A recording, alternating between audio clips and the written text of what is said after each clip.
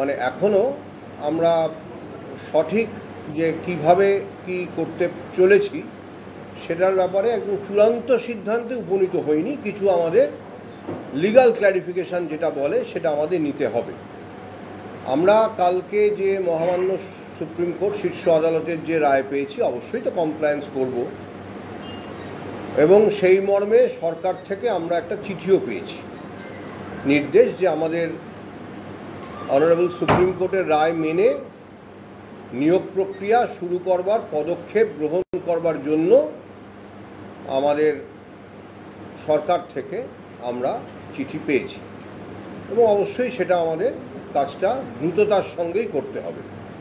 আমরা অবশ্যই কালক্ষেপ করব না, কিন্তু তার আগে আমাদের কিছু লিগ্যাল ক্ল্যারিফিকেশান নিতে হবে, এবং মূল ব্যাপারটা মাথায় রাখতে হবে যে এই যে প্রক্রিয়াটা হবে সেটাতে অনারেবল সুপ্রিম কোর্ট যারা হয়তো নট স্পেসিফিক্যালি টেইন্টেড, যেটা উনি লিখেছেন, তাদের তাদের প্রতি ফেয়ারনেসের কথা বজায় রেখে তাদের কিছু ছাড় দিয়ে, বয়সের কথা বলেছেন, ছাড় দিয়ে তাদের নিয়োগ প্রক্রিয়ায় সুযোগ যাতে তারা পান সেটা দেখবার জন্য বলেছেন, এবং সেটা আমাদের কমপ্লাই করতে হবে। এখন আমাদের যে সংশয় দু একটা আছে, অবশ্যই আমাদের আরও এই সপ্তাহান্তে আইনি পরামর্শ নিতে হবে। যদি সেটা আইনি পরামর্শটা আমাদের আইনজ্ঞের সঙ্গে কথা বলি মিটে যায়, ভালো হতে পারে যে মহামান্য আদালতের কাছেও একটা ক্ল্যারিফিকেশান চাইতে হতে পারে, সেটা আমি এখন কিছু বলতে পারবো না। মোট কথা, লিগ্যাল ক্ল্যারিফিকেশান না নিয়ে আমরা পদক্ষেপ গ্রহণটা সেভাবে করতে পারবো না। আমরা প্রাথমিক প্রস্তুতি নিয়ে রাখছি। আপনারা যখন এসেছেন তখন আমরা একটা মিটিংও করছিলাম আমাদের যারা আছেন সহকর্মী তাদের সঙ্গে, যে আমি বলেও রেখেছি যে তাদের একটা প্রস্তুত থাকতে হবে যে খুব দ্রুত, হয়তো এক সপ্তাহের মধ্যে, হয়তো 2 সপ্তাহের মধ্যে একটা যুদ্ধকালীন পরিস্থিতিতে বেশ আগামী কিছুদিন কাজকর্ম করতে হবে। মোটামুটি কী ধরনের কাজ করতে হবে যে কোনো নিয়োগ প্রক্রিয়াতেই, সে মানে আইনটা যাই হোক না কেন, যে কোনো নিয়োগ প্রক্রিয়াতে কিছু কাজ করতে হয়, সেই রকম কাজ করতে হবে। তা এইটাই হচ্ছে আমার আজকের বার্তা, যে আমরা অনারেবল সুপ্রিম কোর্টের রায়টা পেয়েছি, অবশ্যই পেয়েছি, সবাই পেয়েছেন। আমরা সরকারের থেকে একটা চিঠি পেয়েছি, আমরা কমপ্লায়েন্সের দিকে অবশ্যই যাচ্ছি। কিছু লিগ্যাল ক্ল্যারিফিকেশানের প্রয়োজন আছে, এবং আমাদের যেটা আর কি ফর দ্য ডিজার্ভিং ক্যান্ডিডেটস যে ফেয়ারনেস দেখানোর কথা অনারেবল সুপ্রিম কোর্ট বলেছেন, সেটাও আমাদের মাথায় থাকবে, এবং আমরা একটা নিয়োগ প্রক্রিয়ার দিকে নিশ্চয়ই যাব, subject to seeking or obtaining some legal clarification. এইটা হচ্ছে আমার আজকের বক্তব্যের সারমর্ম। খুব বেশি প্রশ্নের হয়তো জবাব দিতে পারবো না, যা বললাম তার বাইরে, কারণ ওই ক্ল্যারিফিকেশান না পাওয়া অবধি কিছু বলাটা হয়তো ঠিক হবে না। তবুও যদি আপনাদের দু একটা কিছু বলবার থাকে বলুন, আমি সেটা বলেইছি যে খুব সংক্ষিপ্ত প্রেস কনফারেন্স। সংশয় ধরুন, এটা খুব স্বাভাবিক প্রশ্ন যে কারা অংশগ্রহণ করবেন, এটা কি সম্পূর্ণভাবে সবাই করবেন, নাকি এটা যে পুরনো যারা আছেন তাদের মধ্যে সীমাবদ্ধ থাকবে, এটা তো সংশয়। না, টেইন্টেডরা তো হয়তো করতে পারবেন না, সবই জানবার ব্যাপার আছে, কারণ রায়ের যে বয়ান তা থেকে স্পষ্ট করে বারণ করে দেওয়া নেই, আবার কিছু ছাড়ের কথা আনটেইন্টেডদের জন্য বলা আছে। সুতরাং এই সবই খুবই আমাদের কাছে এখনও পর্যন্ত একদম 100% স্পষ্ট নয়, আমরা সেগুলো জানতে চাইব। এটা মূল একটা সংশয়ের জায়গা।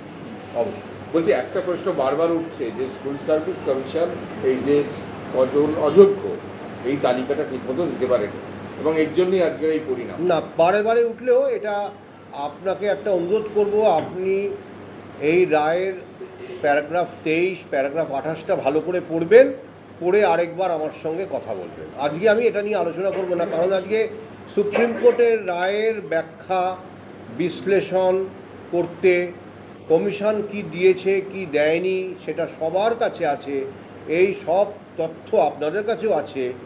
এই রায়ের মধ্যে অনেক তথ্য আছে যেটা কমিশন দিয়েছেন, সুতরাং আপনি যেটা বলছেন সেটাকে আমি মেনে নিতে পারছি না। আপনি ভালো করে 23 নম্বর প্যারাগ্রাফ 28 নম্বর প্যারাগ্রাফ পড়বেন, আরও পড়বেন ফুটিয়ে, তাহলে হয়তো আপনার প্রশ্ন সেটা ওটা অন্য কারণ। উনি অন্য কারণের কথা বলেছেন, কারণ নিয়ে আলোচনা আমি করছি না, কিন্তু উনি ভিন্ন কারণের কথা বলেছেন। সেটা পড়ে দেবেন, একটু 28 নম্বর প্যারাগ্রাফটা পড়বেন, আমার মনে হয়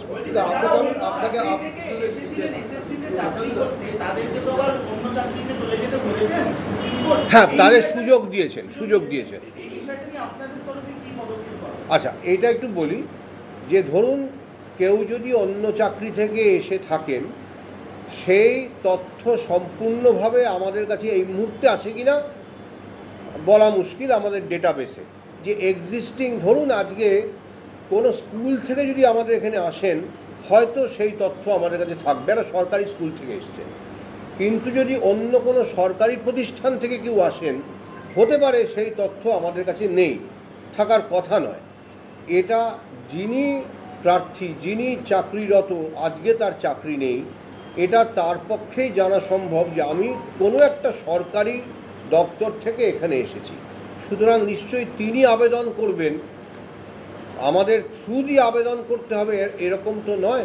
সুতরাং তিনি আবেদন করবেন, আমি এই রায়ের জন্য আমার স্কুল সার্ভিস কমিশনের এই চাকরিটা আমার আজকে নেই, আমি ফিরে যেতে চাই, মহামান্য শীর্ষ আদালতের এই রায়টা তার সমর্থনে আছে। তা সেটা দেখিয়ে ওই সংশ্লিষ্ট দপ্তরের কর্তব্য তাকে নিয়োগ করা, একটা সময় সীমাও বোধহয় আছে 3 মাস। 3 মাসের মধ্যে তিনি ফেরত যাবেন এবং প্রয়োজনে সুপার নিউমারি পোস্টও ক্রিয়েট করতে হতে পারে, এটাও রায়ের মধ্যে উল্লেখ করা। 42 নম্বর প্যারাগ্রাফে কিন্তু বলা আছে, আপনি 28 নম্বর প্যারাগ্রাফের কথা বললেন যে in spite of the factual background and the credible evidence indicating irregularities, Commission initially did try and cover up the lapses and illegalities. The cover-up itself has made the verification and ascertainment more difficult, or rather impossible, given the scale of camouflage and dressing up done at each stage. হ্যাঁ এটা নিয়ে যেটা হচ্ছে যে এটা নিয়ে এই মুহূর্তে কিছু বলবার নেই, কারণ আজকে বললাম তো আমি তো সুপ্রিম কোর্টের রায়ের ব্যাখ্যা করতে বসিনি। এই যে ইনিশিয়াল কাভারিং আপ, এটা যেটা বলা হচ্ছে সেটা কোন স্টেজে, সেটা কি সুপ্রিম কোর্টে যখন আমরা মামলা লড়েছি তখনকার কথা উনি মানে এটা ইঙ্গিত করেছেন? আমার তো তা মনে হয়নি, কারণ অন্যান্য প্যারাগ্রাফের সঙ্গে তাহলে যেন মিলছে না। তা এটা হয়তো অতীতের কথাই বলা হয়েছে, যে সময়কার সমস্যা। 2016 প্যানেলে এখন যারা শিক্ষক আছে তারা এখন কি করবে?